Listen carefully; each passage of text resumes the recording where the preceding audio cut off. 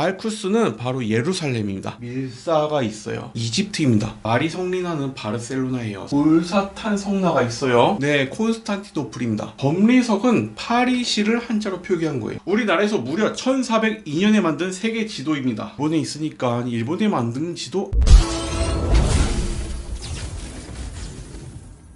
여러분 안녕하십니까. 만화 그리는 회사원 김영큐입니다. 오늘 소개할 고지도는 혼일강리 역대 국도 지도입니다. 혼일강리 역대 국도 지도는 들어보셨죠? 교과서에 당연히 나오고요. 수능, 공무원 시험, 한능검 시험에도 자주 등장하는 지도예요. 그만큼 중요한 지도이고 우리나라뿐만이 아니고 세계적으로도 큰 의미가 있는 지도입니다. 그동안 역디사지 채널에서는 제가 수집한 진품 고지도만 보여드렸었는데요. 우선 여기 뒤에 걸려있는 이 지도는 복원한 제품입니다. 유럽 지도 말고 우리나라에서 제작된 지도도 다뤄줬으면 좋겠다라는 댓글이 있어서 이렇게 복원한 제품을 통해서 소개를 드리게 되었습니다. 일단 우리나라 지도에서 고려시대의 지도는 존재하지 않고요. 조선시대 지도도 남아있는 게 거의 없습니다. 아마도 전쟁이 많았기 때문이겠죠. 희귀해서 구하기도 힘들고 있다고 하더라도 가격이 상당히 비쌉니다. 네, 이 지도는 예전에 와디즈에서 펀딩을 할 때 제가 구매를 했습니다. 이렇게 백제금동용봉 복례산 대향로라던가 혼일강리 역대국도 지도는 복원품이지만 상당히 아름답잖아요. 예술은 진위 여부와 관계없이 형태와 스토리만으로도 충분히 감동을 전해주잖아요. 그 덕분에 여러분에게 우리나라에서 제작된 최고의 지도를 소개해드릴 수 있는 이런 기회도 생긴 것 같습니다. 자, 이 혼일강리 역대국도 지도는 현존하지 않는 지도입니다. 그럼 우리가 본 그 지도는 뭐냐? 라고 물으시겠죠? 네, 그 지도는 바로 필사본입니다. 보고 베껴서 그린 거라는 뜻이죠. 진짜 원본을 보고 그린 필사본 지도가 지금 딱 4점이 남아있는데 공교롭게도 우리나라에는 한 점도 남아있지 않습니다. 4점 모두 일본에 있습니다. 네, 교토의 류쿠쿠 대학, 나라의 덴리 대학, 구마모토의 혼미오지, 다카사키 혼코우지에 있어요. 지자로 끝나는 거는 절이라는 뜻이죠. 그럼 그거 일본에서 만든 지도 아니야? 라고 의문이 생길 수도 있을 거예요. 네, 절대 아닙니다. 우리 조상들께서 미래를 다 내다보시고 일본인들이 우기지 못하도록 여기 아래에 다 써놨어요. 내용은 조금 이따가 설명드릴게요. 우리나라에서 무려 1402년에 만든 세계 지도입니다. 당시 유럽에서도 이런 수준까지 만들지 못하고 있었어요.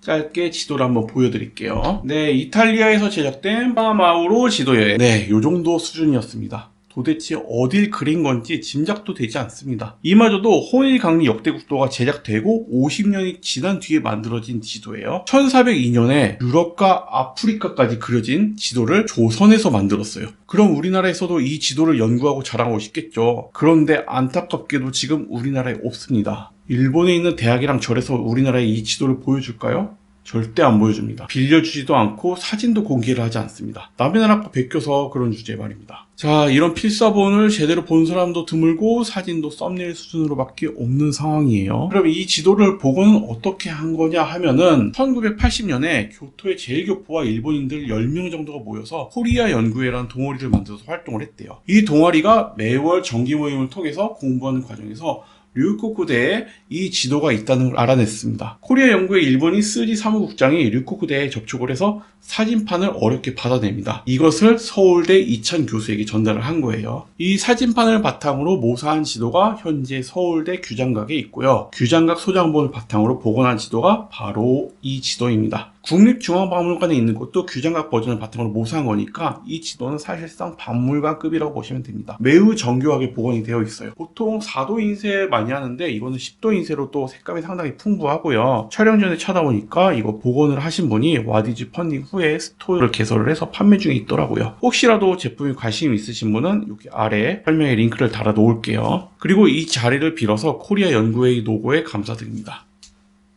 바로 혼일강리 역대국도 지도에 대해서 본격적으로 살펴볼게요. 우선 지도의 이름은 혼일강리 역대국도 지도예요. 턱그론 한일 지경강 다스릴리 진할역 대신대 나라국 도읍도 갈지 그림도예요. 역대 나라의 수도를 섞어서 하나로 만든 지도라는 뜻입니다. 1402년에 이 지도를 만든 건 2회. 이 정도 규모의 세계 지도는 왕실의 후원 없이는 개인이 만들 수가 없었습니다. 그 당시 왕이었던 태종의 지시에 의해서 제작이 된 거예요. 그러면 태종 이방원은 왜 이 세계 지도를 만들라고 했을까요? 살았을까요? 이방원은 왕제의 난으로 동생을 죽이고 형을 내쫓고 스스로 왕이 되었습니다. 정통성이 부족하다 보니 이걸 보완하기 위해서 국가적인 사업으로 제작한 지도라고 보시면 됩니다. 이를테면 지금 대통령이 공석이잖아요. 그래서 제가 막대기를 하나 들고 용산에 가서 쿠데타에 성공을 했다고 칩시다. 예를 드는 거예요. 그럼 국무회의에서 제 말을 잘 들어줄까요? 여러분들은 저를 인정해 줄까요? 아무도 제 말 안 들으실 거잖아요. 맨날 반대하고 시위하고 분명 그럴 거예요. 이거는 정통성이 없기 때문에 그런 거예요. 그런데 만약에 제가 화성에 가는 유인 우주선을 만들어서 발사에 성공을 하고 태극기를 제일 먼저 화성 땅에 꽂았어요. 목성도 가고 유로파에 가서 생명체도 발견을 했어요. 이러면 어떻게 될까요? 아마도 영구 집권도 가능할 거예요. 이런 위대한 업적을 갖고 있는데 정통성이 중요하지 않잖아요. 그렇게 만들어진 지도가 바로 이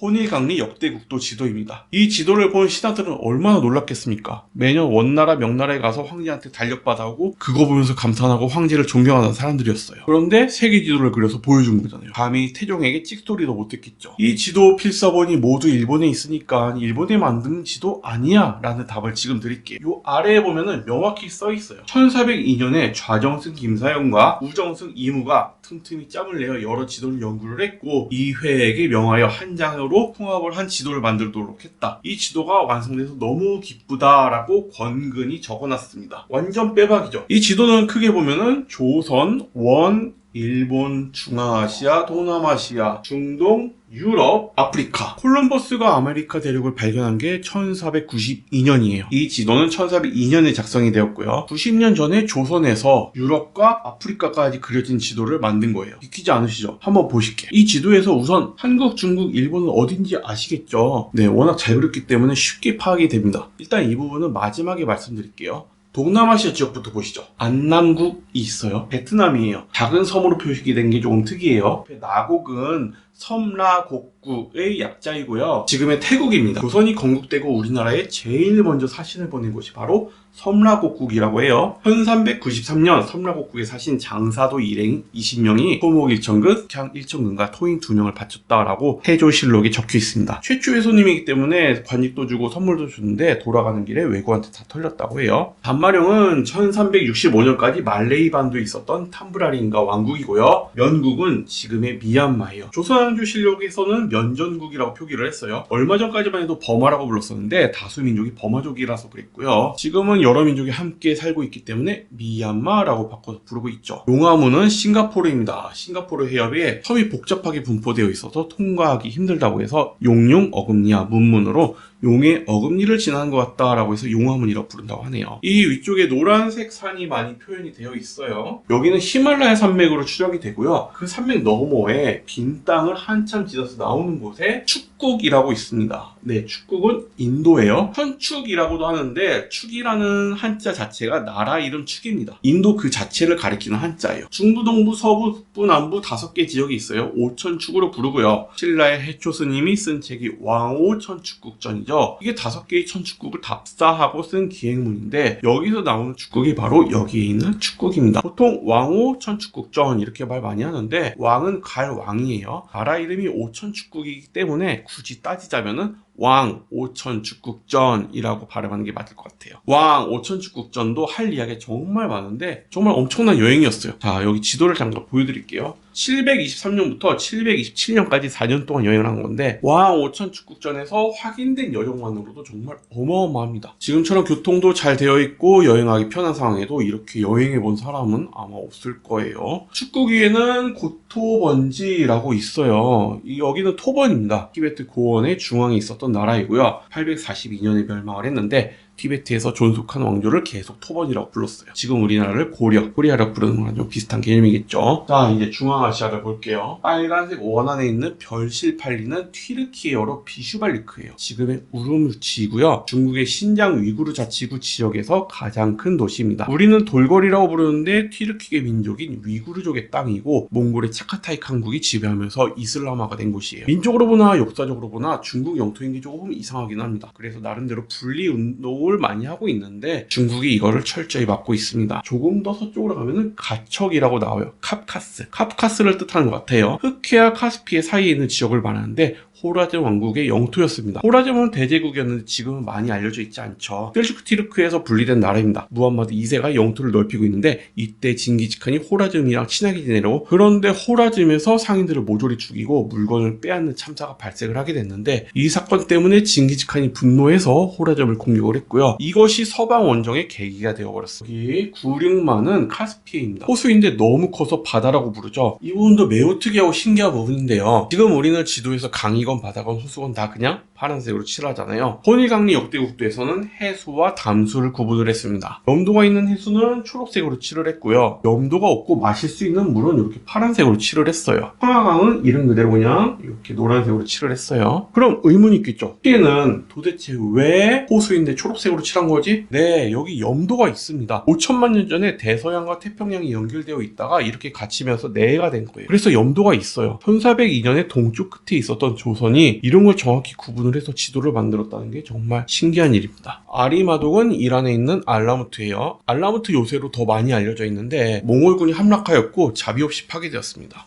여기 빨간 원안에 있는 팔부독 아부니는 바브알부압으로 지금 러시아 영토인 데르벤트입니다. 여기도 마찬가지로 몽골군에 1220년에 정복되었다가 페르시아, 아제르바이잔 그리고 러시아의 점령에 대해서 지금에 이르고 있습니다. 카스피해 서쪽에 딱 붙어있는 게 완벽하게 일치를 합니다. 그리고 그 위에 보시면은 조그맣게 성이 있어요. 네, 나린칼라 요새입니다. 원래 이름은 슈리스티케로 위압감을 느낄 정도의 요새라는 뜻이었는데 몽골이 조지아를 침공을 했고 이곳을 정복한 다음에 야 그거 별거 아니야, 작은 요새라는 뜻의 나린칼라로 이름을 변경한 거라고 해요. 보시다시피 몽골이 거쳐간 곳은 이렇게 호닐강리 역대국도 지도에 표현이 되어 있습니다. 고려와 조선에서 원을 통해서 파악한 정보가 상당히 구체적이었던 것 같아요. 네, 팔합타는 바그다드예요. 이라크의 수도죠. 1258년 아바스 칼리파국의 수도였는데 일칸국의 몽골군이 이곳을 포위하고 점령했습니다. 도미실은 다마스커스로 시리아의 수도이고요. 몽골한테도 점령을 당했습니다. 홀사는 중국 사람이 읽으면은 후스가 되는데요. 알아보지면 쿠스를 후스로 적어놓은 거예요. 알쿠스는 바로 예루살렘입니다. 몽골군이 이곳까지도 왔었어요.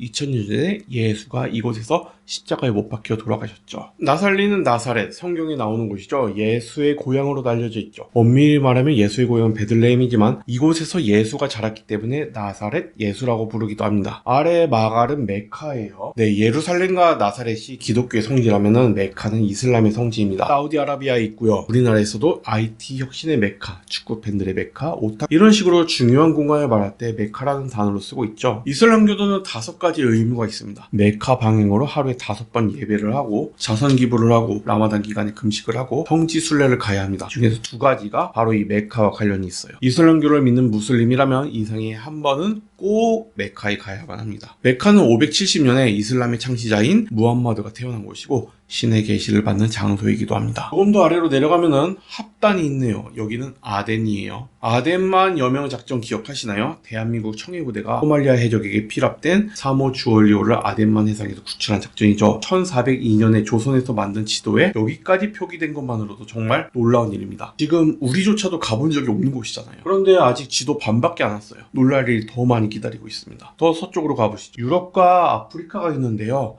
이 두 대륙을 구분하는 건 지중해죠. 유럽, 스페인과 아프리카, 모로코 사이에 지브롤터 해협의 거리가 얼마인지 아시나요? 네, 14km밖에 안 됩니다. 지중해와 대서양을 가르고 유럽과 아프리카를 가르는 바다가 고작 14km밖에 안 되는 거예요. 이제 호닐강리 역대국도 지도를 볼게요. 강으로 표현되고 있기는 하지만은 바로 이곳이 지중해입니다. 네, 위쪽이 유럽, 아래쪽이 아프리카예요. 그 지브롤터 해협도 바로 여기 이름도 있어요. 저블리법이에요. 이베리아 반도의 맨 끝에 있죠. 몽골군은 이곳에 와보지도 못했어요. 도대체 어떻게 여기를 그려놓은 걸까요? 정말 신기한 일입니다. 아프리카를 먼저 볼게요. 밀사가 있어요. 이집트입니다. 밀사? 이집트? 전혀 안 비슷한데 무슨 밀사가 이집트냐 싶으실 텐데요. 우리는 이집트라고 부르지만 이집트 사람들은 스스로 자기 나라를 미스르라고 부르고 있어요. 미스르를 밀사로 표기를 한 거죠. 한양을 조선으로 표기한 것처럼 밀사는 카이로라고 보시면 됩니다.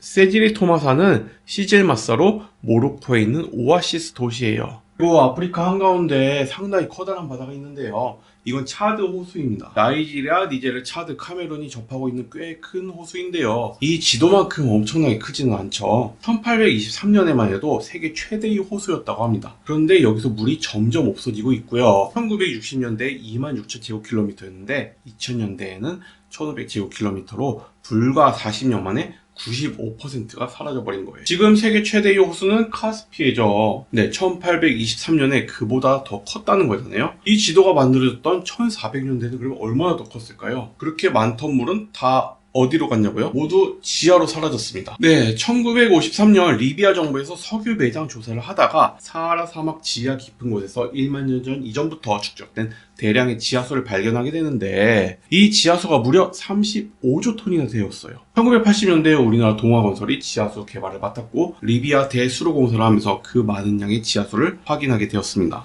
아프리카 북부를 봤으니까 이제 남부를 한번 볼게요. 파란색으로 길게 이어진 강이 있는데 나일강입니다. 지금도 이집트에서는 나일강, 여기가 상류, 여기를 하류라고 해요. 그리고 바로 아래에 보이는 산맥은 달의 산으로 불리는 루엔조리산이고요. 달의 산 옆에 고국선으로 살짝 나간 부분이 있는데 요거는 남아프리카 공화국의 오렌지강이에요. 배 바다로 돌출된 뾰족한 지형이 살짝 보이는데 여기는 아마도 남아프리카 공화국의 희망봉으로 추정이 됩니다. 지금부터 유럽입니다. 지브롤터는 아까 소개드렸죠. 저블리법이었어요. 베랄세나는 발렌시아예요. 이 지도가 만들어졌을 때는 발렌시아 왕국이었는데 나중에 이사벨이랑 페라나도 결혼을 하고 이 난리 저 난리 겪다가 결국 통합이 되어버렸습니다. 마리 성리나는 바르셀로나예요. 스페인에서 제일 큰 도시는 마드리드, 그리고 두 번째로 큰 도시는 바로 이곳 바르셀로나죠. 꾸로 유명하기도 하고 가우디의 사그라다 파밀리아 성당도 상당히 유명하죠. 타리고나는 스페인 카탈루냐 지방의 중남부에 있는 타라고나라는 도시예요. 로마 시대 유적이 상당히 많이 있습니다. 그만큼 유서 깊은 도시라는 거죠. 제니나는 현재 이탈리아의 제노바이고요. 그 밑에 라몰이 적혀 있는데 라몰은 바로 이탈리아의 수도 로마입니다. 이탈리아 옆에 보면 작은 바다가 보이는데요. 여기가 그냥 지금의 지중해라고 보시면 될 것 같아요. 이 강도 지중해,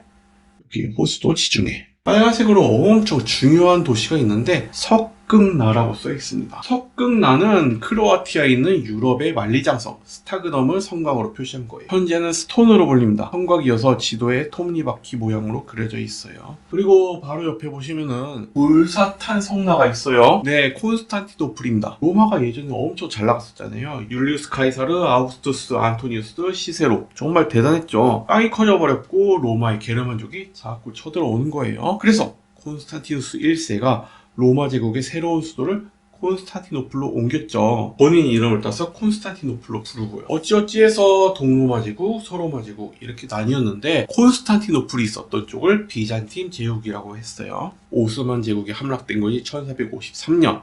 이 지도가 만들어졌을 때는 망해가고 있기는 했지만 존재는 했던 거죠. 지금은 튀르키의 수도이고 이스탄불이라고 부르고 있죠. 아미나 성남과 조형물이 하나 있어요. 아미나 성남은 이탈리아의 베네치아이고 조형물은 사은마르크 대성당을 의미하는 걸로 추정이 됩니다. 그리고 그 위에 법리석이 있어요. 여러분, 중국 사람들은 법국이라고 하면 어디를 말하는지 아시나요? 바로 프랑스입니다. 국은 독일, 법국은 프랑스. 우리나라가 일본 영향을 좀 세게 받아가지고 독일은 덕국이 아니라 독일이라고 읽게 된 거예요. 법리석은 파리시를 한자로 표기한 거예요. 프랑스의 파리죠. 더 위에 아노니아는 알레마니아예요. 지금 축구팀으로도 알레마니아 아헨이 있는데 어떤 도시를 이야기하는 건 아니고요. 게르만 부족 연맹체인 알레만니를 의미합니다. 여기서 말하는 아노니아는 알레만니, 즉 게르만족의 땅이라는 뜻으로 독일을 의미하는 거예요. 유럽 친구들한테 이런 혼일강리 역대국도 지도를 소개하면 정말 좋아할 것 같네요. 네, 오늘 콘텐츠는 여기까지만 할게요. 혼일강리 역대국도 지도에 눈에 띄는 지명만 둘러봤는데도 시간이 상당히 많이 흘러가 버렸네요. 정말 어마어마하죠. 동남아시아, 중동, 유럽, 아프리카. 1402년에 우리나라에서 이런 지도를 만들었다는 것이 정말 놀랍지 않나요? 몽골이 침략을 했던 카스피까지 반영한 거는